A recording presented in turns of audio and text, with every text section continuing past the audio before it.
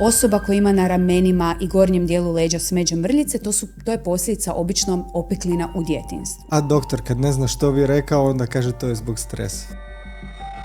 Sve ide iz tog prvog odnosa između djeteta i roditelja. Svi smo toga danas jako dobro svjesni, pogotovo kad odrastu. I zapravo sve madeže koje vidimo su posljedica mutacije, određene u koži. Neko može imati na koži madeže koji svi izgledaju nekako loše. Ali to je onda tip madeža te osobe. Ne bi bilo dobro da ljudi misle da stres je uzrok bolesti. Treba biti jedna genetska podloga.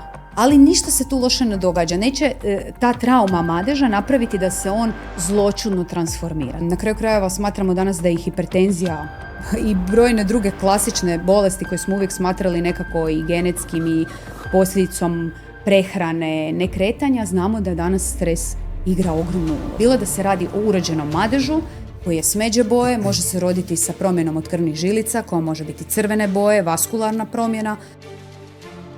I upravo je u tome ta ljepota da je neko drugačiji. To je jedna od bolesti koja zaista ima veliki psihosocijalni utjecaj i na roditelje prvenstveno. I evo, hvala Bogu da te dijete tjera da nisi na suncu od 11 do 4, kada je zapravo najgore sunce. Nisam znao, uvijek sam mislio da je to posljedica kemoterapije. Da, kemoterapija je jedna toksična noksa. Uvijek kažemo da se koža može regenerirati. To je ono što je dobro. Samo moram napomenuti, ako je ozljeda dublje u koži, uvijek će nastati ožilja. Onda zapravo dinamika madeža kroz život, znači kako ga dobijemo, on je recimo jedne određene smeđe boje, njegova dinamika je da on blijedi. Ono što sigurno najviše oštećuje našu kožu kroz naš životni vijek je UV zračenje. Mlada koža, kad se na njoj napravi ožiljak, taj ožiljak može najružnije izgledati upravo na mladoj koži.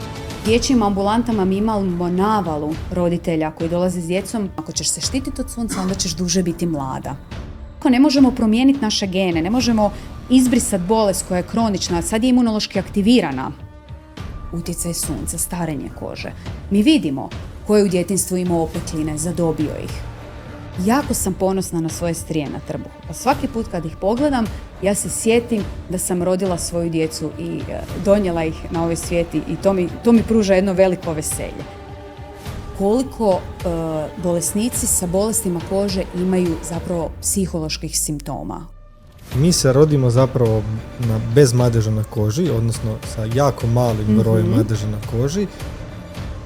Pravilo, ako živimo dovoljno dugo, bismo i umrli bez madeža. Da li oni nestaju, da li se oni miču s kože, da li oni otpadaju ili... A bolest štitiće jako često opće populacije.